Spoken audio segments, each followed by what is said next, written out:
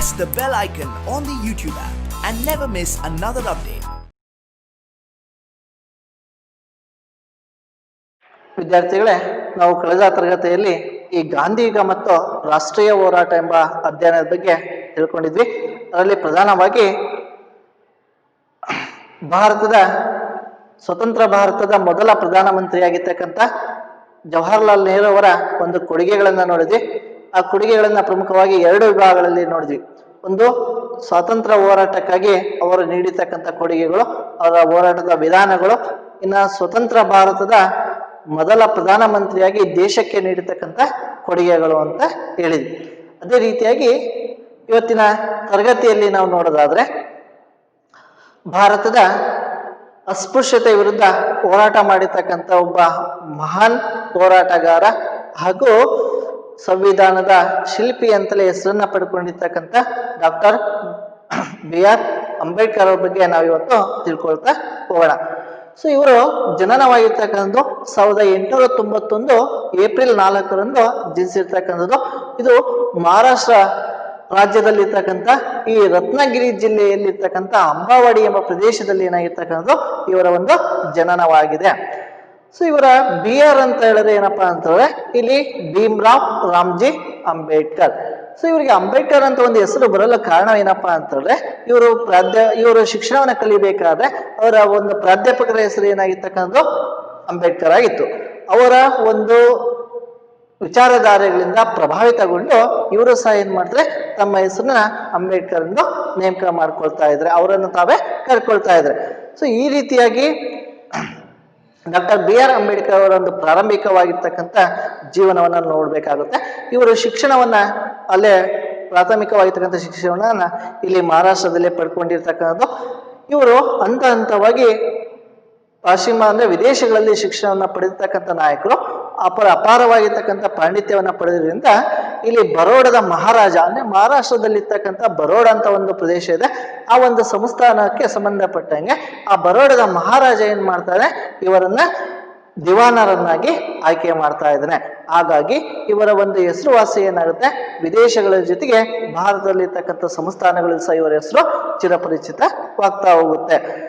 ಇವರ ಒಂದು ಜೀವನದ ಎರಡು ರೀತಿಯಾಗಿರ್ತಕ್ಕಂಥ ಹೋರಾಟಗಳನ್ನ ಹೋದ್ರೆ ತನ್ನ ಜೀವನದುದ್ದಕ್ಕೂ ಸಹ ಏನ್ ಮಾಡ್ಬೇಕಾಗುತ್ತೆ, ಅವಿನಿರತವಾಗಿರ್ತಕ್ಕಂಥ ಹೋರಾಟವನ್ನ ಮಾಡ್ಬೇಕಾಗುತ್ತೆ. ಒಂದು, ಇನ್ನು ಎರಡನೇದಾಗಿರ್ತಕ್ಕಂಥ ಅಸ್ಪೃಶ್ಯತೆ ವಿರುದ್ಧ ಹೋರಾಟಕ್ಕೋಸ್ಕರ ಹೋರಾಟವನ್ನ ಮಾಡಿರ್ತಕ್ಕಂಥ ಮಹಾನ್ ನಾಯಕ ಅಂತ ನಾವು ಇವರನ್ನ ಕರೀತಾ ಇದ್ದೀವಿ. ಇವರ ಒಂದು ವಿಚಾರವನ್ನ ಹೇಳೋದಾದ್ರೆ, ಸಾಮಾಜಿಕ ಸಮಾನತೆ ಇಲ್ಲದೆ ನೋಡ್ರಿ, ಸಾಮಾಜಿಕ ಸಮಾನತೆ ಇಲ್ಲದೆ ರಾಜಕೀಯ ಸ್ವಾತಂತ್ರ್ಯವು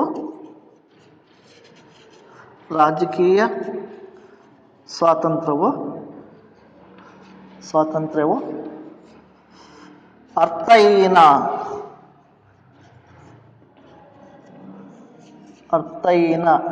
ಎಂದು ಹೇಳಿರ್ತಕ್ಕಂಥ ನಾಯಕ ಯಾರಪ್ಪ ಅಂತಂದ್ರೆ ನಾವು ಇವರ ಹೆಸರನ್ನ ಹೇಳ್ಬೇಕಾಗುತ್ತೆ. ಇದು ಅರ್ಥ ಏನಪ್ಪಾ ಅಂತ ಹೇಳಿದ್ರೆ, ನಮ್ಮ ಸಮಾಜದಲ್ಲಿ ಅಸ್ಪೃಶ್ಯರು ಅಂತ ಹೇಳ್ತೀವಿ. ಭಾರತದ ಸಾಮಾಜಿಕ ವ್ಯವಸ್ಥೆಯಲ್ಲಿ ಬಂದಾಗ ಅತ್ಯಂತ ಕೆಳಮಟ್ಟದಲ್ಲಿರ್ತಕ್ಕಂಥ ಒಂದು ವರ್ಗ ವ್ಯವಸ್ಥೆ ಯಾವುದಂದ್ರೆ ಅಸ್ಪೃಶ್ಯರು. ನಾವು ವೇದಗಳಲ್ಲಿ ಕಾಲದಲ್ಲಿ ನೋಡ್ತಾ ಬಂದಾಗ ನಾವು ಇಲ್ಲಿ ವರ್ಣ ಪದ್ಧತಿ ಇತ್ತು ಅಂತ ನಮಗೆ ಗೊತ್ತಾಗುತ್ತೆ. ಇಲ್ಲಿ 4 ವರ್ಣಗಳಿದ್ವು. ಈ ವರ್ಣಗಳು ಏನಾಗಿತ್ತು, ಸಾಮಾಜಿಕ ಶ್ರೇಣೀಕೃತವಾಗಿರ್ತಕ್ಕಂಥದ್ದು. ಅವರು ಮಾಡ್ತಕ್ಕಂಥ ಉದ್ಯೋಗಗಳ ಆಧಾರದ ಮೇಲೆ ಏನಾಗಿರ್ತಕ್ಕಂಥ, ಅವರು ಮಾಡ್ತಕ್ಕಂಥ ವೃತ್ತಿಗಳ ಆಧಾರದ ಮೇಲೆ ಜಾತಿಗಳು ಹುಟ್ಕೊಂಡಿರ್ತಕ್ಕಂಥದ್ದು. ಅಲ್ಲಿ ಮೊದಲನೇದಾಗಿರ್ತಕ್ಕಂಥ ಮೇಲ್ವರ್ಗಗಳು ಯಾವ್ದಪ್ಪ ಅಂತಂದ್ರೆ ಇಲ್ಲಿ ಬ್ರಾಹ್ಮಣ ಮತ್ತು ಕ್ಷತ್ರಿಯರು ಅಂತ ಒಂದು ಜನಾಂಗಗಳು ಕಂಡು ಬಂದಿದ್ರೆ, ಇನ್ನು ಅತ್ಯಂತ ಕೆಳಮಟ್ಟದಲ್ಲಿರ್ತಕ್ಕಂಥದ್ದು ಇಲ್ಲಿ ವೈಶ್ಯ ಮತ್ತು ಶೂದ್ರರು ಅಂತ ಕರಿತೀವಿ.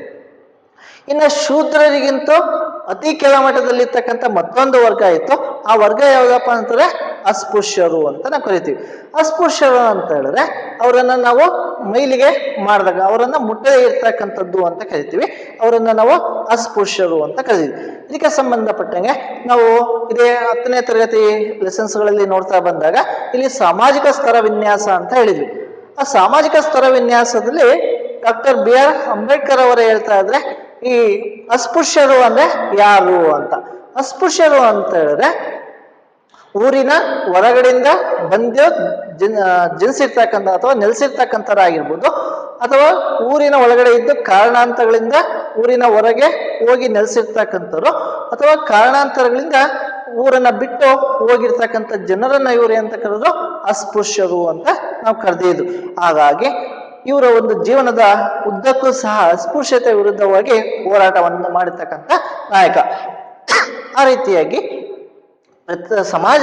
ಪ್ರತಿಯೊಂದು ಸಮಾಜದಲ್ಲಿ ನಾವು ಏನ್ ಮಾಡ್ಬೇಕಾಗುತ್ತೆ, ಎಲ್ಲಾ ಜನರಿಗೂ ಸಮಾನತೆಯನ್ನ ಕೊಡ್ಬೇಕು. ಅವರು ಮೇಲ್ವರ್ಗದರಾಗಿರ್ಬೋದು, ಕೆಳವರ್ಗದರಾಗಿರ್ಬೋದು, ಅಥವಾ ಅಸ್ಪೃಶ್ಯರು ಅಂತ ಏನ್ ಕರೀತಾ ಇದೀವಲ್ಲ, ಅವರಿಗೂ ಸಹ ಏನಾಗಬೇಕಾಗುತ್ತೆ, ನಾವು ಸಮಾನತೆಯನ್ನ ಕೊಡಬೇಕಾಗುತ್ತೆ. ನಾವೆಲ್ಲರೂ ಸಾಮಾಜಿಕವಾಗಿ ಸಮಾನತೆಯನ್ನ ಕೊಡ್ಲಿಲ್ಲ ಅಂತಂದ್ರೆ ನಮಗೆ ರಾಜಕೀಯವಾಗಿ ಸ್ವಾತಂತ್ರ್ಯವನ್ನ ಪಡೆದುಕೊಂಡಿದ್ರು ಸಹ ಏನಾಗುತ್ತೆ, ಅದು ಅರ್ಥಹೀನವಾಗುತ್ತೆ, ಅದು ಉಪಯೋಗಕ್ಕೆ ಬರಲ್ಲ. ಹಾಗಾಗಿ ರಾಜಕೀಯ ಸ್ವಾತಂತ್ರ್ಯವು ಯಶಸ್ವಿ ಆಗ್ಬೇಕಪ್ಪ ಅಂತಂದ್ರೆ ಸಮಾಜದಲ್ಲಿರ್ತಕ್ಕಂಥ ಪ್ರತಿಯೊಬ್ಬ ವ್ಯಕ್ತಿಗಳಿಗೆ ಏನಾಗಿರ್ಬೇಕು, ಸಮಾನತೆಗಳು ಇರಬೇಕು ಅಂತ ಇವರು ಹೇಳಿರ್ತಕ್ಕಂಥದ್ದು. ಇನ್ನು ಸಮಾಜದಲ್ಲಿ ಈ ಹಕ್ಕುಗಳು ಆಗಿರ್ತಕ್ಕಂಥದ್ದು ಅಲ್ಲಿ ಶ್ರೇಣೀಕೃತ ವ್ಯವಸ್ಥೆಯಲ್ಲಿ ಬಂದಾಗ ಅತಿ ಕೆಳಮಟ್ಟದಲ್ಲಿ ಇರ್ತಕ್ಕಂಥ ಏನು ಅಸ್ಪೃಶ್ಯರಿದ್ದಾರೆ ಅವರಿಗೆ ಸಮಾನತೆಗಳಿಂದ ವಂಚಿತರಾಗಿರ್ತಕ್ಕಂಥದ್ದು ಅಥವಾ ಅವರು ಮರೀಚಿಕೆ ಆಗಿರ್ತಕ್ಕಂಥದ್ದು. ಹಾಗಾಗಿ ಅವುಗಳನ್ನೆಲ್ಲ ಕೊಡಿಸ್ಬೇಕೆಂಬ ಉದ್ದೇಶವನ್ನ ಇಟ್ಕೊಂಡು ಹೋರಾಟವನ್ನ ಮಾಡಿರ್ತಕ್ಕಂಥ ಮಹಾನ್ ನಾಯಕ ಅಂತ ಕರಿತೀವಿ. ಇವ್ರು ಏನ್ ಮಾಡ್ತಾ ಇದ್ರೆ ಭಾರತದಲ್ಲಿರ್ತಕ್ಕಂಥ ಜಾತಿ ವ್ಯವಸ್ಥೆಯ ಬಗ್ಗೆ ಅಧ್ಯಯನ ಮಾಡ್ತಾ ಇದ್ರೆ ಈ ಜಾತಿ ವ್ಯವಸ್ಥೆಯಲ್ಲಿ ಇರ್ತಕ್ಕಂಥ ವಿನಾಶಕ್ಕೋಸ್ಕರ ಇವರು ಹೋರಾಟಕ್ಕೆ ತಮ್ಮದೇ ಆಗಿರ್ತಕ್ಕಂಥ ರೂಪುರೇಷೆಗಳನ್ನ ರೂಪಿಸಿರ್ತಕ್ಕಂಥವ್ರು. ಸೊ ಹಾಗಾದ್ರೆ ಯಾವ ರೀತಿಯಾಗಿರ್ತಕ್ಕಂಥ ಭಾರತದಲ್ಲಿರ್ತಕ್ಕಂಥ ಜಾತಿ ವ್ಯವಸ್ಥೆಯನ್ನ ಹೋಗಲಾಡಿಸ್ಬೇಕು, ಅಸ್ಪೃಶ್ಯತೆಗೆ ಸಮಾನತೆಯನ್ನ ತರಬೇಕಪ್ಪ ಅಂತಂದ್ರೆ ಇವರು ತಮ್ಮದೇ ಆಗಿರ್ತಕ್ಕಂಥ ಚಳವಳಿಗಳನ್ನ ಪ್ರಾರಂಭಿಸಿರು. ಇವರು ಮಹಾರಾಷ್ಟ್ರದಲ್ಲಿರ್ತಕ್ಕಂಥ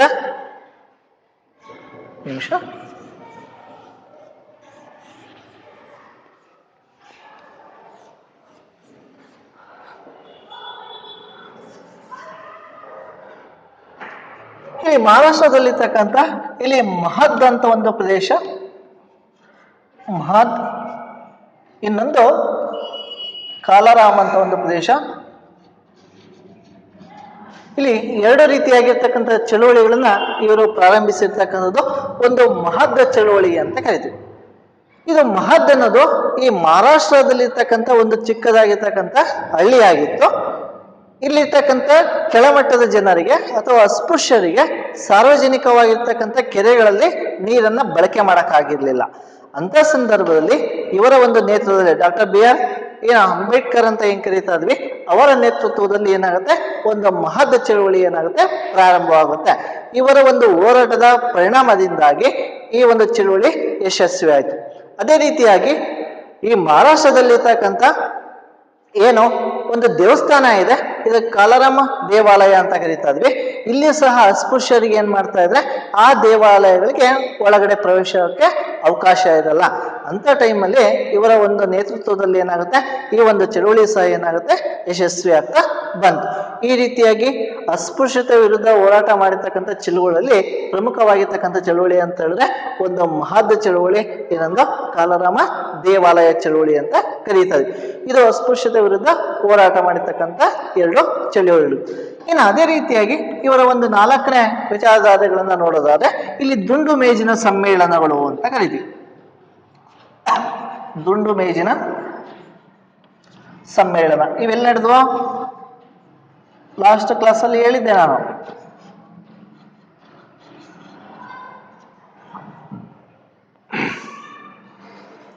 ಸಾವಿರದ 1930, 1931 ಮತ್ತು 1932ರಲ್ಲಿ 3 ದುಂಡು ಮೇಜಿನ ಸಮ್ಮೇಳನಗಳೇನು ಹೇಳೋದು, ಇಂಗ್ಲೆಂಡಿನ ರಾಜಧಾನಿಯಾಗಿರ್ತಕ್ಕಂಥ ಲಂಡನ್, ಆ ಲಂಡನ್ ಅಲ್ಲಿ ಇರ್ತಕ್ಕಂಥ ಜೇಮ್ಸ್ ಅರಮನೆಯಲ್ಲಿ ಏನದು 3 ದುಂಡು ಮೇಜಿನ ಸಮ್ಮೇಳನಗಳು ನಡೆದು. ಈ 3 ದುಂಡು ಮೇಜಿನ ಸಮ್ಮೇಳನದಲ್ಲಿ ಇವರು ಸಹ ಪಾಲ್ಗೊಂಡಿರ್ತಕ್ಕಂಥದ್ದು. ಈ ಪಾಲ್ಗೊಂಡಂತ ಸಂದರ್ಭದಲ್ಲಿ ಈ ಗಾಂಧೀಜಿಯವರ ಒಂದು ವಿಚಾರಧಾರೆಗಳಲ್ಲಿ ಮತ್ತು ಡಾಕ್ಟರ್ BR ಅಂಬೇಡ್ಕರ್ ಅವರ ಒಂದು ವಿಚಾರಧಾರೆಗಳಲ್ಲಿ ಏನಾಗುತ್ತೆ, ಬಹಳಷ್ಟು ದ್ವಂದ್ವಗಳು ಉಂಟಾಗುತ್ತೆ. ಇವರು ಏನ್ ಹೇಳ್ತಾ ಇದ್ರೆ, ಡಾಕ್ಟರ್ BR ಅಂಬೇಡ್ಕರ್ ಅವರು ಅಸ್ಪೃಶ್ಯರಿಗೆ ಪ್ರತ್ಯೇಕವಾಗಿರ್ತಕ್ಕಂಥ ಮತದಾನ ಕ್ಷೇತ್ರಗಳನ್ನ ನೇಮಕ ಮಾಡಬೇಕೆಂಬುದು ಇವರ ಒಂದು ವಿಚಾರ ಆಗಿತ್ತು. ಆದರೆ ಗಾಂಧೀಜಿಯವರು ನಾವೆಲ್ಲರಿಗೂ ಸಮಾನತೆ ಇರಬೇಕು, ನಾವೆಲ್ಲರೂ ಒಂದೇ ಎಂಬ ಉದ್ದೇಶವನ್ನ ಇಟ್ಕೊಂಡು ಏನ್ ಮಾಡ್ತಾ ಇದ್ರೆ ಇಲ್ಲಿ ಪ್ರತ್ಯೇಕ ಮತಗಟ್ಟೆಗಳ ಒಂದು ಅವಶ್ಯಕತೆ ಇಲ್ಲ ಅಂತ ಇವರು ವಾದಿಸ್ತಾ ಇದ್ದಾರೆ. ಸೊ ಹಾಗಾಗಿ ಇವರ ಒಂದು ವಿಚಾರಧಾರೆಗಳು, ಗಾಂಧೀಜಿಯ ಒಂದು ವಿಚಾರಧಾರೆಗಳು ಮತ್ತು ಡಾಕ್ಟರ್ ಬಿ ಆರ್ ಅಂಬೇಡ್ಕರ್ ಅವರ ಒಂದು ವಿಚಾರಧಾರೆಗಳಲ್ಲಿ ಬಹಳಷ್ಟು ಸಮಾನತೆ ಸಾಮ್ಯತೆ ಇರೋದಿಲ್ಲ. ಹಾಗಾಗಿ ಇವರ ಒಂದು ಒಪ್ಪಂದ ಆಗುವವರೆಗೂ 1932ರಲ್ಲಿ ಗಾಂಧೀಜಿ ಮತ್ತು ಡಾಕ್ಟರ್ ಬಿ ಆರ್ ಅಂಬೇಡ್ಕರ್ ನಡುವೆ ಏನಾಗುತ್ತೆ, ಪೂನಾದಲ್ಲಿ ಒಂದು ಒಪ್ಪಂದ ಆಗುತ್ತೆ. ಹಾಗಾಗಿ ಈ ಪೂನಾದ ಒಪ್ಪಂದದ ಪರಿಣಾಮವಾಗಿ 3ನೇ ದುಂಡು ಮೇಜಿನ ಸಮ್ಮೇಳನ ನಡೆಯುತ್ತೆ.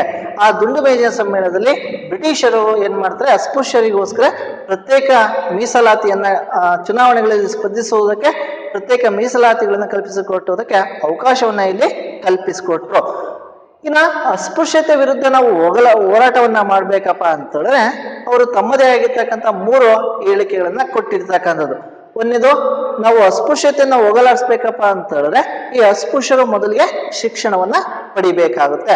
ನಾವು ಶಿಕ್ಷಣವನ್ನ ಪಡೆದ್ರೆ ಎಲ್ಲಾ ರೀತಿಯಾಗಿರ್ತಕ್ಕಂಥ ವಿಚಾರಗಳನ್ನ, ರಾಜಕೀಯ ವಿಚಾರಗಳನ್ನ, ಕಾನೂನು ವಿಚಾರಗಳನ್ನ ತಿಳಿಯೋದಕ್ಕೆ ನಮಗೆ ಸಾಧ್ಯವಾಗುತ್ತೆ. ಅದರ ವಿರುದ್ಧ ನಾವು ಅಸ್ಪೃಶ್ಯತೆ ವಿರುದ್ಧ ಹೋರಾಟ ಮಾಡ್ಬೇಕಪ್ಪ ಅಂತ ಹೇಳಿದ್ರೆ ನಮಗೇನ್ ಬೇಕು, ಶಿಕ್ಷಣ ಬೇಕಾಗುತ್ತೆ. ಇನ್ನು 2ನೇದಾಗಿರ್ತಕ್ಕಂಥದ್ದು ಇವರ ಒಂದು ಸಂಘಟನೆ ಮಾಡ್ಬೇಕಾಗುತ್ತೆ. ಅಸ್ಪೃಶ್ಯತೆ ವಿರುದ್ಧ ಏನ್ ಮಾಡ್ಬೇಕಾಗುತ್ತೆ, ಸಂಘಟನೆ ಮಾಡ್ಬೇಕಾಗುತ್ತೆ. ಈ ಸಂಘಟನೆಗಳನ್ನ ಮಾಡ್ಕೊಂಡು ನಾವು 3ನೇದಾಗಿರ್ತಕ್ಕಂಥ ಹೋರಾಟ ಅಂತ ಕರಿತೀವಿ. ಈ 3ನ್ನ ತಮ್ಮ ಜೀವನದಲ್ಲಿ ಅಸ್ಪೃಶ್ಯರು ಅಳವಡಿಸ್ಕೊಂಡ್ರೆ ನಾವು ಖಂಡಿತವಾಗಿ ಭಾರತದಲ್ಲಿರ್ತಕ್ಕಂಥ ಈ ಅಸ್ಪೃಶ್ಯತೆಯನ್ನ ಖಂಡಿತವಾಗಿ ಹೋಗಲಾಡಿಸ್ಬೋದು ಎಂಬ ನಂಬಿಕೆಯನ್ನ ಇಟ್ಕೊಂಡಿರ್ತಕ್ಕಂಥ ಒಬ್ಬ ನಾಯಕನಾಗಿರ್ತಕ್ಕಂಥದ್ದು. ಈ ರೀತಿಯಾಗಿ ಇಲ್ಲಿ ಗಾಂಧೀಜಿಯವರ ಒಂದು ವಿಚಾರಧಾರೆಗಳಿಗೂ ಮತ್ತು ಡಾಕ್ಟರ್ ಬಿ ಆರ್ ಅಂಬೇಡ್ಕರ್ ಅವರ ಒಂದು ವಿಚಾರಧಾರೆಗಳಿಂದ ಈ 3 ದುಂಡು ಮೇಜು ಸಮ್ಮೇಳನಗಳು ನಡೀತವೆ.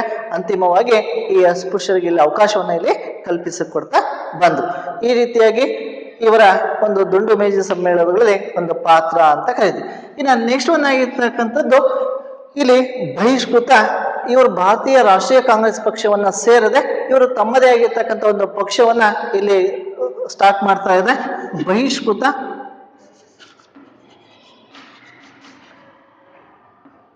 ಬಹಿಷ್ಕೃತ ಹಿತಕಾರಣಿ ಸಭಾ ಅಂತ ಒಂದು ಪಕ್ಷವನ್ನ ಕಟ್ತಾ ಇದ್ದಾರೆ. ನೋಡಿ, ಇಲ್ಲಿ ಭಾರತೀಯ ರಾಷ್ಟ್ರೀಯ ಕಾಂಗ್ರೆಸ್ನಲ್ಲಿ ತಮ್ಮದೇ ಆಗಿರ್ತಕ್ಕಂಥ ಗಾಂಧೀಜಿಯ ಒಂದು ಮೃದು ಧೋರಣೆಗಳಿಂದ ಇರ್ಬೋದು, ಅಥವಾ ಇವರು ಮೂಲತಃವಾಗಿ ಸಮಾಜವಾದದ ತತ್ವದ ಮೇಲೆ ಬಹಳಷ್ಟು ನಂಬಿಕೆ ಇಟ್ಟಿರ್ತಕ್ಕಂಥ ನಾಯಕ. ಹಾಗಾಗಿ ಈ ಭಾರತೀಯ ರಾಷ್ಟ್ರೀಯ ಕಾಂಗ್ರೆಸ್ ಪಕ್ಷವನ್ನ ಸೇರದೆ ಇವರು ಏನ್ ಮಾಡಿದ್ರು, ಇವರು ತಮ್ಮದೇ ಆಗಿರ್ತಕ್ಕಂಥ ಒಂದು ಬಹಿಷ್ಕೃತ ಹಿತಕಾರಣಿ ಸಭಾ ಅಂತ ಒಂದು ಪಕ್ಷವನ್ನ ಇಲ್ಲಿ ಸ್ಥಾಪನೆ ಮಾಡ್ತಾ ಬಂದ್ರು. ಅಲ್ಲದೆ ನಮ್ಮ ಅಸ್ಪೃಶ್ಯತೆ ವಿರುದ್ಧ ಹೋರಾಟ ಮಾಡೋಕ್ಕೋಸ್ಕರ ಅವರು ತಮ್ಮದೇ ಆಗಿರ್ತಕ್ಕಂಥ ಪತ್ರಿಕೆಗಳನ್ನು ಸಹ ಇಲ್ಲಿ ಹೊರಡಿಸ್ತಾ ಬಂದ್ರು. ಇಲ್ಲಿ ಪ್ರಮುಖವಾಗಿ ಜನತಾ ಅಂತ ಒಂದು ಪತ್ರಿಕೆ ಆಗಿರ್ಬೋದು, ಜನತಾ, ಮೂಕನಾಯಕ,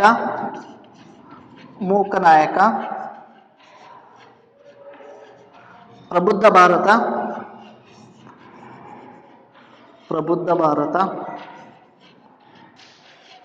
ಇನ್ನೊಂದು ಬಹಿಷ್ಕೃತ ಭಾರತ.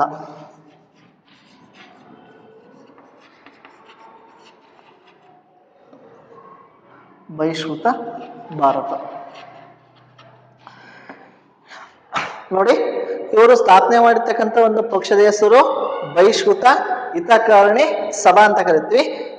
ಇನ್ನು ಅಸ್ಪೃಶ್ಯತೆ ವಿರುದ್ಧ ಹೋಗಲಾಡಿಸ್ಕೋಸ್ಕರ ಮಾಡಿದ್ರು ತಮ್ಮದೇ ಆಗಿರ್ತಕ್ಕಂಥ ಪತ್ರಿಕೆಗಳನ್ನ ಹೊರಡಿಸ್ತಾ ಬಂದ್ರು. ಆ ಪತ್ರಿಕೆಗಳು ಯಾವುದಂದ್ರೆ ಇಲ್ಲಿ ಜನತಾ ಪತ್ರಿಕೆ, ಮೂಕನಾಯಕ ಪತ್ರಿಕೆ, ಪ್ರಬುದ್ಧ ಭಾರತ ಪತ್ರಿಕೆ ಮತ್ತು ಬಹಿಷ್ಕೃತ ಭಾರತ ಎಂಬ ಪತ್ರಿಕೆಗಳನ್ನು ಹೊರಡಿಸುವುದರ ಮುಖಾಂತರವಾಗಿ ಅಸ್ಪೃಶ್ಯತೆಯಿಂದ ಹೋರಾಟವನ್ನ ನಡೆಸ್ತಾ ಬಂದ್ರು. ಇಷ್ಟು ಪತ್ರಿಕೆಗಳ ಬಗ್ಗೆ ಇರ್ತಕ್ಕಂಥ ವಿಚಾರ. ನೋಡಿ, ಇಷ್ಟೆಲ್ಲ ಹೀಗೆ ನೆಹರು ಅವರ ಒಂದು ಹೋರಾಟದ ವಿಧಾನಗಳನ್ನ 2 ಭಾಗಗಳಲ್ಲಿ ಹೇಳ್ತಾ ಬಂದಿದ್ವಿ. ಒಂದು ಸ್ವತಂತ್ರ ಪೂರ್ವದಲ್ಲಿ ಅಂತ ಹೇಳಿದ್ವಿ, ಇನ್ನೊಂದು ಸ್ವತಂತ್ರ ನಂತರ ಪ್ರಧಾನಿಯಾಗಿ ಯಾವ ರೀತಿಯಾದ ಕೊಡುಗೆಗಳನ್ನ ಕೊಟ್ಟರು. ಅದೇ ರೀತಿಯಾಗಿ ಈ ನೆಹರು ಅವರು ಏನ್ ಮಾಡಿರ್ತಕ್ಕಂಥದ್ದು 1946ರಲ್ಲಿ ಭಾರತಕ್ಕೆ ಕ್ಯಾಬಿನೆಟ್ ನಿಯೋಗ ಬರ್ತಾ ಇದೆ. ಈ ಕ್ಯಾಬಿನೆಟ್ ನಿಯೋಗ ಬಂದ ಸಂದರ್ಭದಲ್ಲಿ ಆ ನಿಯೋಗದ ಮೇರೆಗೆ ಭಾರತದಲ್ಲಿ ಸಂವಿಧಾನ ರಚನೆಯನ್ನ ಮಾಡಬೇಕಾಗುತ್ತೆ. ಇಂಥ ಸಂದರ್ಭದಲ್ಲಿ ಸಂವಿಧಾನ ರಚನಾ ಸಮಿತಿಯನ್ನ ರಚನೆ ಮಾಡ್ತಾ ಇದ್ರೆ ಈ ಸಮಿತಿಯ ಅಧ್ಯಕ್ಷರಾಗಿ ಯಾರಾಗ್ತಾ ಇದ್ದಾರೆ, ಡಾಕ್ಟರ್ ಬಾಬು ರಾಜೇಂದ್ರ ಪ್ರಸಾದ್ ಅವರನ್ನ ಸಂವಿಧಾನ ರಚನಾ ಸಮಿತಿಯ ಅಧ್ಯಕ್ಷರನ್ನಾಗಿ ನೇಮಕ ಮಾಡ್ತಾ ಇದ್ದಾರೆ. ಇನ್ನು ಭಾರತದ ಸಂವಿಧಾನವನ್ನ ರಚನೆ ಮಾಡ್ಬೇಕಂತ ಹೇಳಿದ್ರೆ ಭಾರತಕ್ಕೆ ಹೊಂದಿಕೊಳ್ಳುವಂತಹ ಸಂವಿಧಾನವನ್ನ ರಚನೆ ಮಾಡಬೇಕಾಗುತ್ತೆ. ಹಾಗಾಗಿ ನಮ್ಮ ಭಾರತದ ಸಂವಿಧಾನವನ್ನ ವಿದೇಶಗಳಿಂದ ಅಧ್ಯಯನ ಮಾಡಿ ಅಲ್ಲಿರ್ತಕ್ಕಂಥ ಕೆಲವಷ್ಟು ಅಂಶಗಳನ್ನು ನಮ್ಮ ಸಂವಿಧಾನದಲ್ಲಿ ಅಳವಡಿಕೆ ಮಾಡಬೇಕಾಗುತ್ತೆ.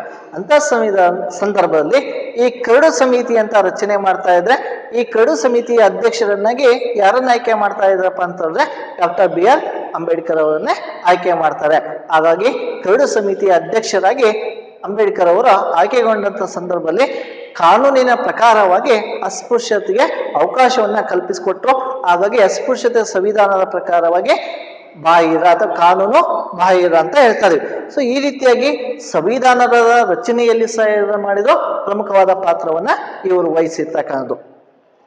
ಇನ್ನು ಭಾರತ ಸಂವಿಧಾನ ಜಾರಿಗೆ ಬರುತ್ತೆ, ಜಾರಿಗೆ ಬಂದ ಸ್ವತಂತ್ರ ಬರುತ್ತೆ, ಸ್ವಾತಂತ್ರ್ಯ ಬಂದಾದ್ಮೇಲೆ ಇಲ್ಲಿ ಸರ್ಕಾರ ರಚನೆ ಆಗುತ್ತೆ. ಪ್ರಧಾನಮಂತ್ರಿಯಾಗಿ ನೆಹರು ಅವರೇ ಆಗ್ತಾ ಇದ್ರೆ, ಇನ್ನು ಕಾನೂನು ಮಂತ್ರಿಯಾಗಿ ಇವರನ್ನ ಆಯ್ಕೆ ಮಾಡಿದ್ರು. ಡಾಕ್ಟರ್ BR ಅಂಬೇಡ್ಕರ್ ಅವರನ್ನ ಭಾರತದ ಮೊದಲ ಕಾನೂನು ಮಂತ್ರಿಯನ್ನಾಗಿ ಆಯ್ಕೆ ಮಾಡ್ತಾ ಇದ್ರೆ, ಕಾನೂನಿನ ಅಡಿಯಲ್ಲಿ ಸಹ ಏನ್ ಮಾಡ್ತಾ ಇದ್ರೆ ಆ ಅಸ್ಪೃಶ್ಯರಿಗೆ ಅವಕಾಶವನ್ನ ಇಲ್ಲಿ ಏನ್ ಮಾಡ್ತಾ ಇರ್ತಕ್ಕಂಥದ್ದು ಕೊಟ್ಟಿರ್ತಕ್ಕಂಥದ್ದು. ಇಲ್ಲಿ ಕಾನೂನಿನ ಮುಖಾಂತರ ರಕ್ಷಣೆ ಬೇಕಂತಂದ್ರೆ ಇಲ್ಲಿ ವಿದೇಶಿಯ ಸಮಾನತೆಗಳಾಗಿದ್ದು ಭಾತೃತ್ವ ಅಂತ ಒಂದು ಕಲ್ಪನೆಗಳಾಗಿರ್ತಕ್ಕಂಥದ್ದು, ಪಾಶ್ಚಿಮಾತ್ಯ ಸಂಸ್ಕೃತಿ, ವೈಚಾರಿಕತೆ ಇವನ್ನೆಲ್ಲ ಸಹ ಏನ್ ಮಾಡ್ಕೋಬೇಕಾಗುತ್ತೆ, ಅಳವಡಿಸ್ಕೊಳ್ಬೇಕಾಗುತ್ತೆ. ಆದ್ರೆ ಕೆಲವೊಂದು ವಿಚಾರಧಾರೆಗಳಿಂದ ಇವ್ರು ಏನ್ ಮಾಡ್ತಾರೆ, ತಮ್ಮ ಕಾನೂನು ಪದವಿಯನ್ನ ರಾಜೀನಾಮೆಯನ್ನಿಟ್ಟು ಮತ್ತೆ ಏನ್ ಮಾಡಿದ್ರೆ ತಮ್ಮ ಹೋರಾಟ ಚಳುವಳಿನ ಮತ್ತೆ ಮುಂದುವರಿಸ್ತಾ ಬಂದ್ರು. ಈ ರೀತಿಯಾಗಿ ಕಾನೂನು ಮಂತ್ರಿಯಾಗಿ ಸಹ ನಮ್ಮ ಭಾರತಕ್ಕೆ ನೀಡಿರ್ತಕ್ಕಂಥ ಕೊಡುಗೆಗಳು ಸಹ ಅಪಾರವಾಗಿರ್ತಕ್ಕಂಥದ್ದು. ಇದಾದ ನಂತರ ಇನ್ನು ಭಾರತದ ಸನಾತನ ಧರ್ಮವಾಗಿರ್ತಕ್ಕಂಥ ಹಿಂದೂ ಧರ್ಮದ ಬಗ್ಗೆ ಬಹಳಷ್ಟು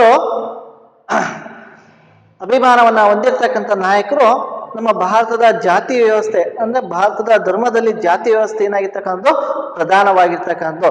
ಈ ಜಾತಿ ವ್ಯವಸ್ಥೆಯಿಂದ ಏನಾಗ್ತಾ ಇದೆ, ಬೇಸರ್ತಿರ್ತಕ್ಕಂಥ ನಾಯಕರು ಏನ್ ಮಾಡ್ತಾ ಇದ್ರೆ ಇವರು ಬೌದ್ಧ ಧರ್ಮವನ್ನ ಸ್ವೀಕಾರ ಮಾಡ್ತಾ ಇದ್ರೆ. ಇಲ್ಲಿ ಕಮ್ಯುನಿಸ್ಟ್ ತತ್ವ ಮತ್ತು ಮಾರ್ಕ್ಸ್ವಾದದ ತತ್ವಗಳಿಂದ ಇಲ್ಲಿ ಬೌದ್ಧ ಧರ್ಮದ ವಿಚಾರಧಾರೆಗಳು ಬಹಳಷ್ಟು ಪ್ರಸಿದ್ಧ. ಏಕಪ್ಪ ಅಂತಂದ್ರೆ ಭಾರತದ ಜಾತಿ ವ್ಯವಸ್ಥೆ ಮತ್ತು ಶ್ರೇಣಿಕತೆಯ ವ್ಯವಸ್ಥೆಯಿಂದ ಭಾರತದ ಹಿಂದೂ ಧರ್ಮದಲ್ಲಿ ಏನಾಗ್ತಕ್ಕಂಥದ್ದು ಸಾಧನೆ ಮಾಡೋದು ಅಷ್ಟೊಂದು ಕಷ್ಟಕರ ಅಂತ ಮನಗೊಂಡಿರ್ತಕ್ಕಂಥದ್ದು. ಇನ್ನು ಅಹಿಂಸಾ ತತ್ವ ಮತ್ತು ಜಾತಿ ವ್ಯವಸ್ಥೆಯ ಇಲ್ಲದೆ ಇರ್ತಕ್ಕಂಥ ಮತ್ತೊಂದು ಧರ್ಮ ಯಾವ್ದಪ್ಪ ಅಂತಂದ್ರೆ ಹಿಂದೂ ಧರ್ಮದ ಭಾಗವಾಗಿರ್ತಕ್ಕಂಥ ಬೌದ್ಧ ಧರ್ಮ. ಹಾಗಾಗಿ ಇವರು ಕೊನೆಗೆ ಏನ್ ಮಾಡ್ತಾರೆ, ಬೌದ್ಧ ಧರ್ಮವನ್ನ ಸ್ವೀಕಾರ ಮಾಡ್ತಾ ಇರ್ತಕ್ಕಂಥದ್ದು. ಇನ್ನ ಇವರ ಒಂದು ಎಲ್ಲಾ ಸಾಧನೆಗಳನ್ನ ಗಮನಿಸಿರ್ತಕ್ಕಂಥ ಭಾರತ ಸರ್ಕಾರ ಇವರ ಮರಣೋತ್ತರವಾಗಿ ಭಾರತ ರತ್ನ ಪ್ರಶಸ್ತಿಯನ್ನ ನೀಡಿ ಗೌರವಿಸಿರ್ತಕ್ಕಂಥ. ಈ ರೀತಿಯಾಗಿ ಭಾರತದ ಅಸ್ಪೃಶ್ಯತೆಯ ನಿವಾರಣೆಯಲ್ಲಿ ಹೋರಾಟ ಮಾಡಿರ್ತಕ್ಕಂಥ ಒಬ್ಬ ಮಹಾನ್ ನಾಯಕ ಅಂತ ಹೇಳಿದ್ರೆ ನಾವು ಡಾಕ್ಟರ್ BR ಅಂಬೇಡ್ಕರ್ ಅವರ ಹೆಸರನ್ನ ಹೇಳ್ತಾ ಇದೀವಿ. ಇಷ್ಟು ಇವರ ಬಗ್ಗೆ ಇರ್ತಕ್ಕಂಥ ಒಂದು ವಿವರಣೆ ಅಂತ ಹೇಳ್ತೀವಿ. ಇನ್ನು ಅದೇ ರೀತಿಯಾಗಿ ಮತ್ತೊಬ್ಬ ಮಹಾನ್ ನಾಯಕನ ಬಗ್ಗೆ ನಾವು ತಿಳ್ಕೋಬೇಕಾಗುತ್ತೆ.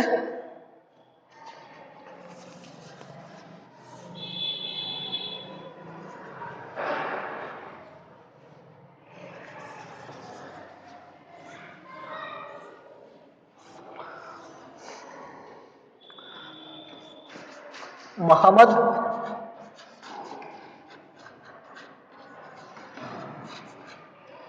ಅಲಿ ಜಿನ್ನಾ. ಈ ಮೊಹಮ್ಮದ್ ಅಲಿ ಜಿನ್ನಾನನ್ನ ಪಾಕಿಸ್ತಾನದ ನಿರ್ಮಾಪಕ ಅಂತ ಕರೀತಾ ಇದೀವಿ.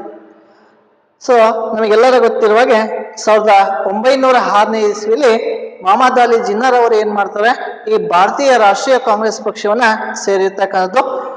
ಇವರು ದಾದಾಬಾಯಿ ನೌರೋಜಿ ಅಂದ್ರೆ ನಮಗೆಲ್ಲ ಗೊತ್ತಿರುವ ಹಾಗೆ ಮಂದಗಾಮಿಗಳ ನಾಯಕರಲ್ಲಿ ಪ್ರಮುಖರಾಗಿರ್ತಕ್ಕಂಥ ನಾಯಕ ಅಂತ ಹೇಳಿದ್ರೆ ದಾದಾಬಾಯಿ ನೌರೋಜಿ ಅಂತ ಹೇಳ್ತೀವಿ. ಇವರ ಕಾರ್ಯದರ್ಶಿಯಾಗಿ ಸಹ ಸೇವೆಯನ್ನ ಸಲ್ಲಿಸಿರ್ತಕ್ಕಂಥದ್ದು. ಅಲ್ಲದೆ ತಿಲಕರ ವಿರುದ್ಧ ಅನೇಕ ಮೊಕದ್ದಮೆಗಳಿರ್ತವೆ. ಆ ಮೊಕದ್ದಮೆಗಳ ವಿರುದ್ಧ ಹೋರಾಟ ಮಾಡಿರ್ತಕ್ಕಂಥ ನಾಯಕ ಅಂತಂದ್ರೆ ಮೊಹಮ್ಮದ್ ಅಲಿ ಜಿನ್ನಾ. ಹಾಗಾಗಿ ಮಹಮ್ಮದ್ ಅಲಿ ಜಿನ್ನಾ ಬಹಳಷ್ಟು ಚಿರಪರಿಚಿತರಾಗಿದ್ದರು ಅಂದ್ರೆ ಈ ತಿಲಕರ ಮೊಕದ್ದಮೆಗಳಿಂದ ಹೋರಾಟ ಮಾಡಿದಂತ ಸಂದರ್ಭದಲ್ಲಿ ಅಂತ ನಾವು ಹೇಳ್ತಾ ಇದೀವಿ. ಇನ್ನು 1916ನೇ ಇಸ್ವಿಯಲ್ಲಿ ಈ ಹೋಮ್ ರೂಲ್ ಚಳುವಳಿ ನಡೀತಾ ಇದೆ.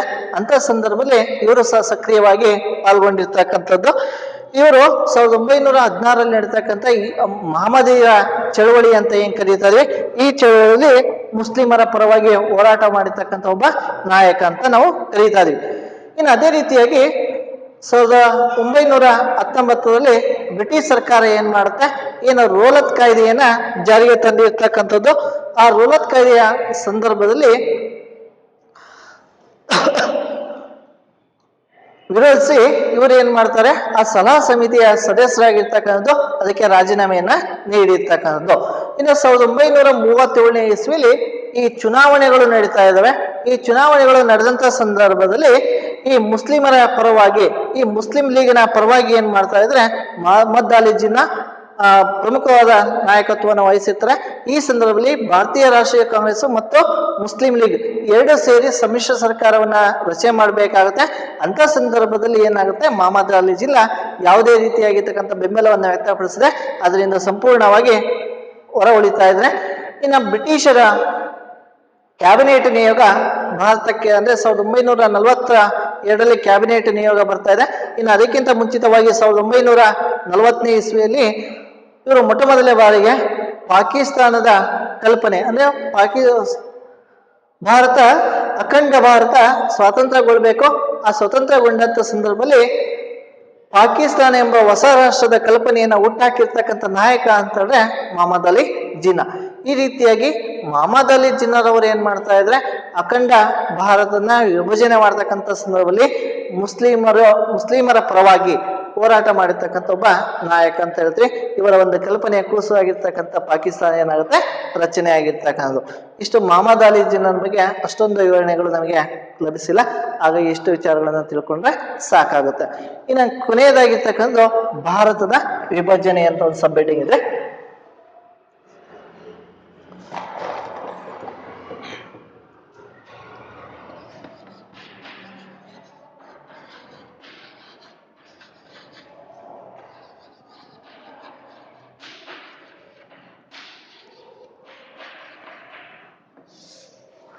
ನೋಡಿ, ಇಲ್ಲಿ ಭಾರತದ ವಿಭಜನೆ ಅಂತ ಹೇಳಿದ್ರೆ ಬ್ರಿಟಿಷರು ಭಾರತಕ್ಕೆ ಸ್ವಾತಂತ್ರ್ಯವನ್ನ ಕಲ್ಪಿಸಿಕೊಡ್ಬೇಕೆಂಬ ಉದ್ದೇಶ ಇರುತ್ತೆ. ಅಖಂಡ ಭಾರತದ ರಾಷ್ಟ್ರದ ನಿರ್ಮಾಣ ಕಲ್ಪನೆಯಲ್ಲಿ ಅನೇಕ ಜನರು ಸಹ ಶ್ರಮವನ್ನ ವಹಿಸಿರ್ತಾರೆ. ಅನೇಕ ರಾಷ್ಟ್ರೀಯ ನಾಯಕರು, ಭಾರತೀಯ ರಾಷ್ಟ್ರೀಯ ಕಾಂಗ್ರೆಸ್ನ ಸದಸ್ಯರಾಗಿರ್ತಕ್ಕಂಥದ್ದು ಮಹಾನ್ ನಾಯಕರು, ಸ್ವಾತಂತ್ರ್ಯ ಹೋರಾಟಗಾರ ಒಂದು ಪರಿಣಾಮದಿಂದಾಗಿ ಏನಾಗುತ್ತೆ, ಇಲ್ಲಿ ಅಖಂಡ ಭಾರತದ ರಾಷ್ಟ್ರ ನಿರ್ಮಾಣ ಆಗಬೇಕಾಗುತ್ತೆ. ಇಂತಹ ಸಂದರ್ಭದಲ್ಲಿ ಮಹಮ್ಮದ್ ಅಲಿ ಜಿನ್ನಾ 1940ನೇ ಇಸ್ವಿಯಲ್ಲಿ ಮುಸ್ಲಿಂ ಲೀಗ್ ಅಧಿವೇಶನ ಲಾಹೋರಲ್ಲಿ ನಡೆಯುತ್ತೆ. ಆ ಲಾಹೋರಲ್ಲಿ ನಡೆದಂತ ಸಂದರ್ಭದಲ್ಲಿ ಮುಸ್ಲಿಮರ ಒಂದು ಪ್ರತ್ಯೇಕ ರಾಷ್ಟ್ರಕ್ಕಾಗಿ ಕೂಗು ಇಲ್ಲಿದ್ದಲೇ ಪ್ರಾರಂಭ ಆಗುತ್ತೆ. ಇನ್ನು ಇದೇ ಸಂದರ್ಭದಲ್ಲಿ 1939ರಿಂದ ಹಿಡಿದು 1945ರವರೆಗೆ ಪ್ರಪಂಚದ ಇತಿಹಾಸದಲ್ಲಿ ಎರಡನೇ ಮಹಾಯುದ್ಧ ನಡೆಯುತ್ತೆ. ಆ ಎರಡನೇ ಮಹಾಯುದ್ಧ ಮುಗಿದ ತರುವಾಯ ಇಂಗ್ಲೆಂಡಿನಲ್ಲಿ ಲೇಬರ್ ಪಕ್ಷ ಅಧಿಕಾರಕ್ಕೆ ಬರ್ತಾ ಇದೆ. ಈ ಲೇಬರ್ ಪಕ್ಷದ ಅಧ್ಯಕ್ಷನಾಗಿರ್ತಕ್ಕಂಥ ಕ್ಲೈಮೇಟ್ ಅಟ್ಲೆ ಎಂಬುವನು ಏನ್ ಮಾಡ್ತಾನೆ, ಅವರು ಪ್ರಧಾನಮಂತ್ರಿಯಾಗಿ ಆಯ್ಕೆ ಆಗ್ತಾ ಇದ್ದಾರೆ. ಈ ಬ್ರಿಟಿಷರು ಇದಕ್ಕಿಂತ ಮುಂಚಿತವಾಗಿ ಭಾರತೀಯರಿಗೆ ಒಂದು ಕ್ಯಾಬಿನೆಟ್ ನಿಯೋಗದ ಪ್ರಕಾರವಾಗಿ ಭಾರತೀಯರಿಗೆ ಆಶ್ವಾಸನೆಯನ್ನ ಕೊಟ್ಟಿದ್ರು. ಆ ಆಶ್ವಾಸನೆ ಪ್ರಕಾರವಾಗಿ ಭಾರತದಲ್ಲಿ ಒಂದು ಒಕ್ಕೂಟ ಸರ್ಕಾರವನ್ನ ರಚನೆ ಮಾಡಬೇಕು. ಅದಕ್ಕೆ ಅದ್ರ ಜೊತೆಗೆ ಭಾರತಕ್ಕೆ ಹೊಂದಿಕೊಳ್ಳುವಂತ ಸಂವಿಧಾನ ರಚನಾ ಸಮಿತಿಯನ್ನ ನೇಮಕ ಮಾಡಬೇಕೆಂಬುದು ಈ ಕ್ಯಾಬಿನೆಟ್ ನಿಯೋಗದಲ್ಲಿ ಇತ್ತು. ಈ ಕ್ಯಾಬಿನೆಟ್ ನಿಯೋಗ ಭಾರತಕ್ಕೆ ಭೇಟಿಯನ್ನ ಕೊಟ್ಟಿರ್ತಕ್ಕಂಥ ವರ್ಷ ಎಷ್ಟಪ್ಪ ಅಂತಂದ್ರೆ 1946. ಈ ಕ್ಯಾಬಿನೆಟ್ ನಿಯೋಗ ಭಾರತಕ್ಕೆ ಬಂದಾಗ ಇಲ್ಲಿರ್ತಕ್ಕಂಥ ಎರಡು ಅಂಶಗಳಿಗೆ ಒತ್ತನ್ನ ಕೊಡ್ತಾ ಇದೆ. ಆ ಕ್ಯಾಬಿನೆಟ್ ನಿಯೋಗ ಭಾರತಕ್ಕೆ ಭೇಟಿ ನೀಡಿತ್ತು. ಇಲ್ಲಿ ಮುಸ್ಲಿಂ ಲೀಗ್ ಆಗಿರ್ಬೋದು ಮತ್ತು ಭಾರತೀಯ ರಾಷ್ಟ್ರೀಯ ಕಾಂಗ್ರೆಸ್ ಆಗಿರ್ಬೋದು, ಇಲ್ಲಿರ್ತಕ್ಕಂಥ ಪ್ರಮುಖ ನಾಯಕರ ಬಗ್ಗೆ ಚರ್ಚೆಗಳನ್ನ ನಡೆಸುತ್ತೆ. ಅನೇಕ ಭಾರತದ ತುಂಬಾ ಸಂಚಾರ ಮಾಡಿ ಜನಾಭಿಪ್ರಾಯಗಳನ್ನ ತಿಳ್ಕೊಂಡು ಭಾರತಕ್ಕೆ ಹೊಂದಿಕೊಳ್ಳುವಂತ ಸಂವಿಧಾನ ರಚನೆ ಮಾಡೋದಕ್ಕೆ ಹಾಗೂ ಅದೇ ರೀತಿಯಾಗಿ ಒಂದು ಒಕ್ಕೂಟ ವ್ಯವಸ್ಥೆ ಅಥವಾ ಪ್ರಜಾಪ್ರಭುತ್ವ ಒಕ್ಕೂಟ ವ್ಯವಸ್ಥೆ ಅಸ್ತಿತ್ವ ಬರುವುದಕ್ಕೆ ಅವಕಾಶವನ್ನು ಕಲ್ಪಿಸಿಕೊಡ್ಬೇಕೆಂಬ ಶಿಫಾರಸನ್ನ ಈ ಕ್ಯಾಬಿನೆಟ್ ನಿಯೋಗ ಇಂಗ್ಲೆಂಡ್ ಸರ್ಕಾರಕ್ಕೆ ಸಲ್ಲಿಸ್ತಾ ಇದೆ. ಅಂತ ಸಂದರ್ಭದಲ್ಲಿ ಈ ಮಹಮ್ಮದ್ ಅಲಿ ಜಿನ್ನಾ ಏನ್ ಮಾಡ್ತಾ ಇದ್ದಾರೆ, ಪಾಕಿಸ್ತಾನದ ಒಂದು ಹೊಸ ರಾಷ್ಟ್ರದ ಕಲ್ಪನೆಗೆ ಆಗ್ತಾ ಇದ್ರೆ. ಹಾಗಾಗಿ ಬ್ರಿಟಿಷ್ ಸರ್ಕಾರವು ಸಹ ಏನ್ ಮಾಡ್ತಾ ಇತ್ತು, ಭಾರತವನ್ನ ಅವರ ಒಂದು ತತ್ವದ ಆಧಾರದ ಮೇಲೆ ಒಡೆದು ಆಳುವ ನೀತಿ ಅಂತ ಏನು 1905ನೇ ಇಸ್ವಿಲಿ ಬಂಗಾಳದಲ್ಲಿ ಲಾರ್ಡ್ ಕರ್ಜನ್ ಎಂಬ ಅಧಿಕಾರಿ ಜಾರಿಗೆ ತಂದಿದ್ದ ಆ ಒಂದು ಪದ್ಧತಿಯ ಆಧಾರದ ಮೇಲೆ ಭಾರತ ಸರ್ಕಾರ ಅಥವಾ ಭಾರತವನ್ನ ಡಿವೈಡ್ ಮಾಡಕ್ಕೆ ಬ್ರಿಟಿಷರು ಇಲ್ಲಿ ತಮ್ಮದೇ ಆಗಿರ್ತಕ್ಕಂಥ ಸಂಚನ್ನ ಒಳಪಡಿಸ್ತಾ ಇದ್ರೆ. ಇಂಥ ಸಂದರ್ಭದಲ್ಲಿ 1946ರ ಸಂದರ್ಭದಲ್ಲಿ ಒಂದು ಮಧ್ಯಂತರವಾಗಿರ್ತಕ್ಕಂಥ ಸರ್ಕಾರವನ್ನ ರಚನೆ ಮಾಡೋದಕ್ಕೆ ಬ್ರಿಟಿಷ್ ಸರ್ಕಾರ ಅವಕಾಶವನ್ನ ಕಲ್ಪಿಸಿಕೊಟ್ಟಿರುತ್ತೆ. ಈ ಸಂದರ್ಭದಲ್ಲಿ ಭಾರತೀಯ ರಾಷ್ಟ್ರೀಯ ಕಾಂಗ್ರೆಸ್ ಮತ್ತು ಮುಸ್ಲಿಂ ಲೀಗ್ ಎರಡೂ ಸಹ ಏನ್ ಮಾಡ್ತಾರೆ, ಸರ್ಕಾರ ರಚನೆ ಮಾಡಬೇಕಾಗಿರ್ತಕ್ಕಂಥ ಸಂದರ್ಭ ಇರುತ್ತೆ. ಆದ್ರೆ ಮುಸ್ಲಿಂ ಲೀಗ್ ಏನ್ ಮಾಡುತ್ತೆ, ಈ ಭಾರತೀಯ ರಾಷ್ಟ್ರೀಯ ಕಾಂಗ್ರೆಸ್ನಿಗೆ ಮಧ್ಯಂತರ ಸರ್ಕಾರವನ್ನು ರಚನೆ ಮಾಡೋದಕ್ಕೆ ಅವಕಾಶವನ್ನ ಕಲ್ಪಿಸಿಕೊಡಲ್ಲ. ಅವಕಾಶದಿಂದ ಹೊರ ಬಂದಿರ್ತಕ್ಕಂಥ ಮುಸ್ಲಿಂ ಲೀಗ್ ಏನ್ ಮಾಡುತ್ತೆ, 1946 ಆಗಸ್ಟ್ 16ರಂದು ಮುಸ್ಲಿಂ ಲೀಗ್ ಏನ್ ಮಾಡುತ್ತೆ, ವಿಮುಕ್ತಿ ದಿವಸ್ ಅಂತ ಕರಿತಾ ಇದ್ವಿ, ಅಂದ್ರೆ ನೇರ ಕಾರ್ಯಾಚರಣೆಯ ಅಂತ ಹೇಳ್ತಾ ಇದ್ವಿ, ಅಂದ್ರೆ ಡೈರೆಕ್ಟ್ ಆಕ್ಷನ್ ಡೇ ಅಂತ ಒಂದು ಕರೆಯನ್ನ ಕೊಟ್ಟು, ಅಂದ್ರೆ ನಾವು ಸಂಪೂರ್ಣವಾಗಿರ್ತಕ್ಕಂಥ ಸ್ವಾತಂತ್ರ್ಯವನ್ನ ಘೋಷಿಸ್ಕೊಳ್ತಾ ಇದೀವಿ ಅಂತ ಅವರು ಡಿಕ್ಲೇರ್ ಮಾಡಿದ್ರು. ಈ ರೀತಿಯಾಗಿ ಮುಸ್ಲಿಂ ಲೀಗ್ ಸಪರೇಟ್ ಆಗಿರ್ತಕ್ಕಂಥ ಒಂದು ರಾಷ್ಟ್ರಕ್ಕೆ ಒಲವನ್ನ ತೋರ್ತಾ ಬಂತು. ಇನ್ನು ಭಾರತೀಯ ರಾಷ್ಟ್ರೀಯ ಕಾಂಗ್ರೆಸ್ ಅದು ನ್ಯೂಟ್ರಲ್ ಆಗಿದ್ರು ಸಹ ಈ ಒಂದು ಮಹಮ್ಮದ್ ಅಲಿ ಜಿನ್ನಾರ ಒಂದು ಅಭಿಪ್ರಾಯದ ಮೇರೆಗೆ ಬ್ರಿಟಿಷ್ ಸರ್ಕಾರ ಏನ್ ಮಾಡ್ತಾ ಇದೆ, ಬಂಗಾಳದ ಏನು ತತ್ವ ಇತ್ತು, ಒಡೆದಾಳುವ ನೀತಿತ್ವ, ಇದರ ಪರಿಣಾಮವಾಗಿ 1909ರ ಕಾಯ್ದೆಗಳು ಜಾರಿಗೆ ಬಂದಿದ್ವು. ಆ ಕಾಯ್ದೆಯಲ್ಲಿ ಇರ್ತಕ್ಕಂಥ ಕೆಲವಷ್ಟು ಅಡಕವಾಗಿರ್ತಕ್ಕಂಥ ಅಂಶಗಳನ್ನ ಬ್ರಿಟಿಷರು ಸಹ ಏನ್ ಮಾಡ್ತಾ ಬಂದ್ರು, ಇದರಲ್ಲಿ ಕ್ಯಾಬಿನೆಟ್ ನಿಯೋಗದ ತರುವಾಯ ಏನ್ ಮಾಡ್ತಾ ಬಂದ್ರು, ಇಲ್ಲಿ ಸೇರಿಸೋದಕ್ಕೆ ಪ್ರಾರಂಭಿಸಿದ್ರು. ಈ ರೀತಿಯಾಗಿ ಭಾರತೀಯ ರಾಷ್ಟ್ರೀಯ ಕಾಂಗ್ರೆಸ್ ಮತ್ತು ಮುಸ್ಲಿಂ ಲೀಗ್ ನಡುವೆ ಬಹಳಷ್ಟು ಭಿನ್ನಾಭಿಪ್ರಾಯಗಳು ಉಂಟಾದವು. ಅಷ್ಟೊಂದು ಸಂಬಂಧ ಬಹಳ ತೀರಾ ಹದಗೆಟ್ಟಿರ್ತಕ್ಕಂಥ ಸಂದರ್ಭ ಉಂಟಾಯಿತು. ಇಂಥ ಸಂದರ್ಭದಲ್ಲಿ ಬ್ರಿಟಿಷ್ ಸರ್ಕಾರ 1946ನೇ ಇಸ್ವಿಯಲ್ಲಿ ಬ್ರಿಟಿಷರ ಗವರ್ನರ್ ಜನರಲ್ ಆಗಿರ್ತಕ್ಕಂಥ ಲಾರ್ಡ್ ಮೌಂಟ್ ಬ್ಯಾಟನ್ ಅಂತ ಕರೀತಿದ್ವಿ, ಅವನನ್ನ ಭಾರತಕ್ಕೆ ಕಳಿಸ್ಕೊಡ್ತಾ ಇದೆ. ಈ ಲಾರ್ಡ್ ಮೌಂಟ್ ಬ್ಯಾಟನ್ ರವರು ಭಾರತದ ಗವರ್ನರ್ ಆಗಿ ಬಂದಂತ ಸಂದರ್ಭದಲ್ಲಿ ಬ್ರಿಟಿಷ್ ಸರ್ಕಾರ ಏನ್ ಮಾಡುತ್ತೆ, ಇವನ ವೈಸ್ರಾಯ್ ಕಳಿಸ್ಕೊಡ್ತು. ಮಹಮ್ಮದ್ ಅಲಿ ಜಿನ್ನಾ ಮತ್ತು ಗಾಂಧೀಜಿ ಅನೇಕ ನಾಯಕರ ನೇತೃತ್ವದಲ್ಲಿ ಅಖಂಡ ಭಾರತವನ್ನ 2 ರಾಷ್ಟ್ರಗಳಾಗಿ ವಿಭಜನೆ ಮಾಡ್ತಾ ಇದ್ರೆ, ಒಂದು ಈಗಿನ ಪಾಕಿಸ್ತಾನವೆಂದು, ಇನ್ನೊಂದು ಭಾರತ ಎಂಬ ರಾಷ್ಟ್ರಗಳು ಏನಾಗುತ್ತೆ, ಉದಯವಾಗುತ್ತೆ. ಈ ರೀತಿಯಾಗಿ 1947 ಆಗಸ್ಟ್ 14ರ ಮಧ್ಯರಾತ್ರಿ ಭಾರತಕ್ಕೆ ಸ್ವಾತಂತ್ರ್ಯ ಸಿಗುತ್ತೆ. ಅದೇ ಜೊತೆಗೆ ಪಾಕಿಸ್ತಾನ ಎಂಬ ಹೊಸ ರಾಷ್ಟ್ರವು ಸಹ ಉದಯವಾಗುತ್ತೆ. ಬ್ರಿಟಿಷರು ಹಾಕಿರ್ತಕ್ಕಂಥ ಒಂದು ವಿಷದ ಬೀಜದ ಪರಿಣಾಮವಾಗಿ ಭಾರತ 2 ರಾಷ್ಟ್ರಗಳಾಗಿ ಉದಯವಾಗುತ್ತೆ. ಇನ್ನ ಭಾರತ ಸ್ವಾತಂತ್ರ್ಯಗೊಳ್ಳುತ್ತೆ. ಸ್ವಾತಂತ್ರ್ಯಗೊಂಡ ನಂತರ ಭಾರತ ಮತ್ತು ಪಾಕಿಸ್ತಾನ ನಡುವೆ ಗಡಿ ಸಮಸ್ಯೆ ಉಂಟಾಗುತ್ತೆ. ಈ ಗಡಿ ಸಮಸ್ಯೆ ಉಂಟಾದಂಥ ಸಂದರ್ಭದಲ್ಲಿ ಮತ್ತೆ ಬ್ರಿಟಿಷ್ ಸರ್ಕಾರ ಏನ್ ಮಾಡುತ್ತೆ, ಲಾರ್ಡ್ ಕ್ಲಿಪ್ ಅಂತ ಕರೀತದ್ವಿ, ಅವನನ್ನ ಭಾರತಕ್ಕೆ ಕಳಿಸ್ಕೊಟ್ಟಿರ್ತಕ್ಕಂಥದ್ದು. ಅವನು ರ್ಯಾಡ್ ಕ್ಲಿಪ್ ಲೈನ್ ಅಂತ ಹೇಳ್ತೀವಿ, ಆ ಒಬ್ಬ ವ್ಯಕ್ತಿ ಹೆಸರು ರ್ಯಾಡ್ ಕ್ಲಿಪ್ ಅಂತ. ಅವನು ಭಾರತ ಮತ್ತು ಪಾಕಿಸ್ತಾನ ನಡುವೆ ಏನ್ ಮಾಡಿದ, ಗಡಿಯನ್ನ ನಿರ್ಧರಿಸಿದ. ಹಾಗಾಗಿ ಈಗೂ ಸಹ ಭಾರತ ಮತ್ತು ಪಾಕಿಸ್ತಾನದ ಗಡಿ ರೇಖೆಯನ್ನ ನಾವೆಂತ ಕರಿತೀವಿ, ರ್ಯಾಡ್ ಕ್ಲಿಪ್ಪನ್ ರೇಖೆ ಅಂತ ಕರೀತಾ ಇದ್ವಿ. ಈ ರೀತಿಯಾಗಿ 2 ರಾಷ್ಟ್ರಗಳು ಉದಯವಾಗ್ತಾ ಇದ್ವೆ. ಸ್ವತಂತ್ರ ಭಾರತದ ಮೊದಲ ಪ್ರಧಾನಮಂತ್ರಿಯಾಗಿ ನೆಹರೂರು ವಹಿಸ್ಕೊಳ್ತಾ ಇದ್ದಾರೆ. ಇನ್ನು ಮಹಾತ್ಮ ಗಾಂಧೀಜಿಯವರು ಇಂಥ ಸಂದರ್ಭದಲ್ಲಿ ಭಾರತ ಸ್ವತಂತ್ರಗೊಂಡಿರ್ತಾರೆ, ಆದ್ರೆ ಗಾಂಧೀಜಿಯವರು ಆ ದೆಹಲಿಯಲ್ಲಿ ಇರಲ್ಲ. ಅವರು ಜನರನ್ನ ಸಂಘಟನೆ ಮಾಡಬೇಕು ಅಥವಾ ಪ್ರಾರ್ಥನಾ ಸಭೆಗೆ ಹೋಗ್ತಾ ಇರ್ತಾರೆ.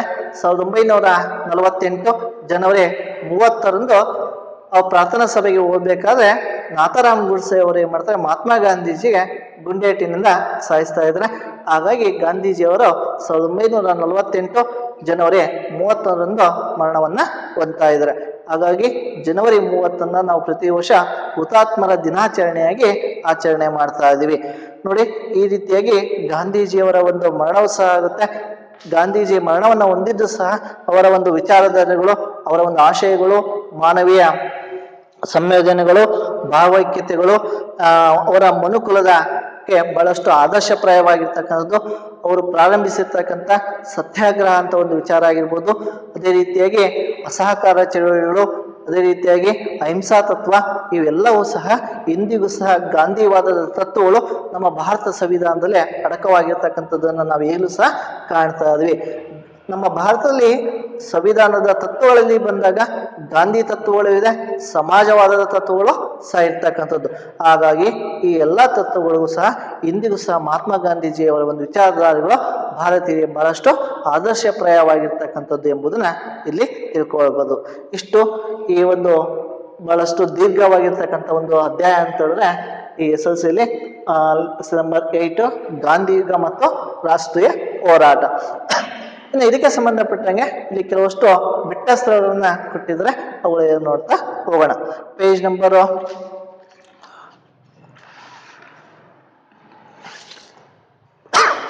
28 ತೆಗೆರಿ. ಅದರಲ್ಲಿ ಗಾಂಧೀಜಿಯವರು ಡ್ಯಾಶ್ ಅಲ್ಲಿ ಜನಿಸಿದರು ಅಂತ ಇದೆ. 1869 ಅಕ್ಟೋಬರ್ 2ರಂದು ಜನಿಸಿದ್ರು. 2ನೇ ಪ್ರಶ್ನೆ, ಜಲಿಯನ್ ವಾಲಾಬಾಗ್ ಹತ್ಯಾಕಾಂಡ ಕಾಯ್ದೆಗೆ ವಿರುದ್ಧವಾದ ನಡೆದ ಹೋರಾಟದ ಪರಿಣಾಮ. ಅಲ್ಲಿ ಯಾವ ಕಾಯ್ದೆ ತರ್ತಾ ಇದೆ ಅಂತಂದ್ರೆ ಬ್ರಿಟಿಷ್ ಸರ್ಕಾರ ರೋಲತ್ ಕಾಯ್ದೆಯನ್ನ ಜಾರಿಗೆ ತರ್ತದೆ.